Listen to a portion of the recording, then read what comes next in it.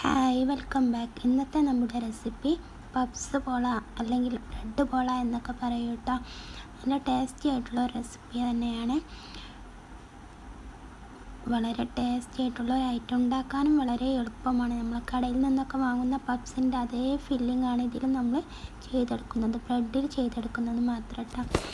ആദ്യം ഒരു പാൻ വെച്ച് നന്നാക്കി ചൂടാക്കിയതിന് ശേഷം അതിലേക്കൊരു 2 ടേബിൾ സ്പൂൺ സൺഫ്ലവർ ഓയിൽ, വെളിച്ചെണ്ണയിൽ ചെയ്യേണ്ട കേട്ടോ.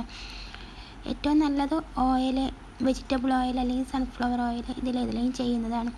പിന്നെ 2 മീഡിയം സൈസിലുള്ള സവാള ഇതുപോലെ കൊത്തി അരിഞ്ഞത് ചേർത്ത് കൊടുക്കുക.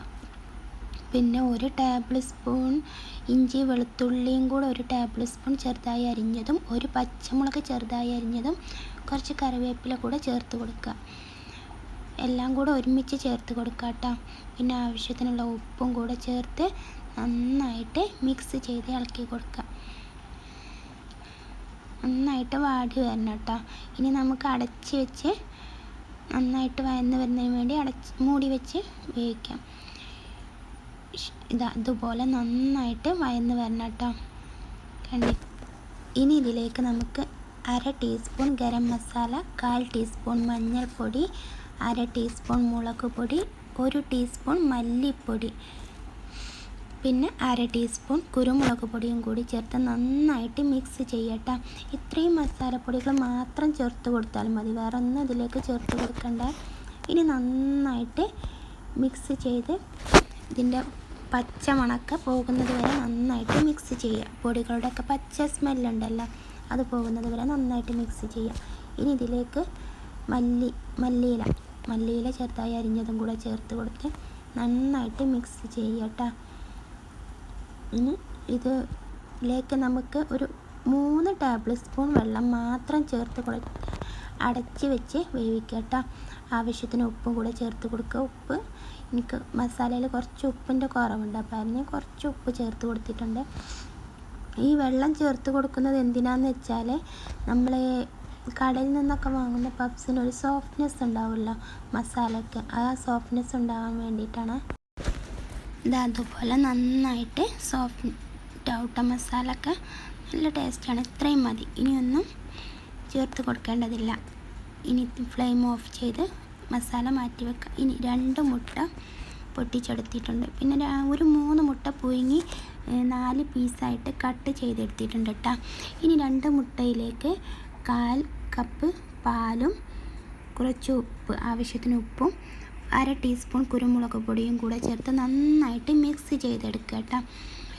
ഇനി പാനിലേക്ക് നമ്മൾ പോള വേവിച്ചെടുക്കുന്ന പാൻ ഉണ്ടല്ലോ, അതിലേക്ക് കുറച്ച് ഓയിലോ ഗീയോ എന്ത് വേണമെങ്കിലും ചേർത്ത് കൊടുക്കാം. ഇനി ബ്രെഡ് ആ മുട്ടയുടെ മിക്സിൽ മുക്കിയിട്ട് ഇതുപോലെ ഞാനിതുപോലെ ചെയ്യുന്നത് പോലെ ചെയ്ത് കൊടുക്കുക കേട്ടോ. നന്നായിട്ട് കവറായിരിക്കണം, എവിടെയും ഒരു ഗ്യാപ്പ് പോലും കാണാൻ പാടില്ല കേട്ടോ. ഗ്യാപ്പ് ഉണ്ടായാൽ നമ്മുടെ മസാല ഒക്കെ പുറത്ത് ചാടും, അത് മാത്രം ശ്രദ്ധിച്ചാൽ മതി, വേറെ ഒന്നും നോക്കണ്ട. നന്നായിട്ട് ഫില്ല് ചെയ്യട്ടോ. പിന്നെ മസാല വെച്ച് കൊടുക്കുക. നന്നായിട്ട് കവർ ചെയ്തതിന് ശേഷം മസാല വെച്ച് കൊടുക്കുക കേട്ടോ. ഞാനിപ്പോൾ ഇവിടെ എടുത്തിട്ടുള്ളത് വീറ്റ് ബ്രെഡാണ്. ഏത് ബ്രെഡ് വേണമെങ്കിലും യൂസ് ചെയ്യാം കേട്ടോ. നിങ്ങളുടെ കയ്യിൽ മറ്റേ ബ്രെഡാണെങ്കിൽ മിൽക്ക് ബ്രെഡൊക്കെ ഉണ്ടല്ലോ, വൈറ്റ് ബ്രെഡ്, അത് വേണമെങ്കിൽ എടുക്കാം. ഇനി മസാല ഫുള്ള് വെച്ചതിന് ശേഷം നമുക്ക് മുട്ട മുഴുവനായിട്ട് ഇതിലേക്ക് നിരത്തി വെച്ച് കൊടുക്കുക. ഇഷ്ടമുള്ളത്ര മുട്ട യൂസ് ചെയ്യാം കേട്ടോ. ഞാനിപ്പോൾ മുട്ട മുഴുവനായിട്ട് കവർ ചെയ്ത് വെച്ചിട്ടുണ്ടെന്ന് മാത്രം.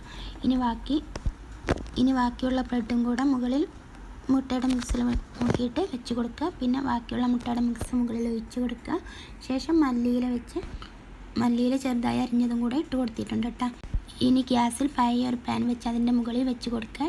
എന്നിട്ട് ലോ ഫ്ലെയിമിൽ ഒരു 20 മിനിറ്റ് ഇട്ടാൽ 20 മിനിറ്റ് ആയപ്പോഴേക്കും എനിക്ക് സൈഡൊക്കെ വിട്ട് വന്നിട്ടുണ്ട് മുകളിലൊക്കെ. പിന്നെ ശേഷം ഇനി ഇതൊരു മറ്റൊരു പാനിലേക്ക് കമഴ്ത്തി കൊടുത്ത് ലോ ഫ്ലെയിമിൽ 5 മിനിറ്റും കൂടെ വേവിച്ചെടുക്കുക കേട്ടോ. ഇപ്പോൾ മുകൾ ഭാഗമൊക്കെ നല്ല വെന്ത് വന്നിട്ടുണ്ട്. അതുപോലെ കടയിൽ നിന്നൊക്കെ വാങ്ങുന്ന അതേ പപ്സിൻ്റെ ടേസ്റ്റ് തന്നെയാണ് ഈ മസാലയ്ക്കും വരുന്നത്. ഞാൻ കട്ട് ചെയ്ത് കാണിച്ചു തരാം.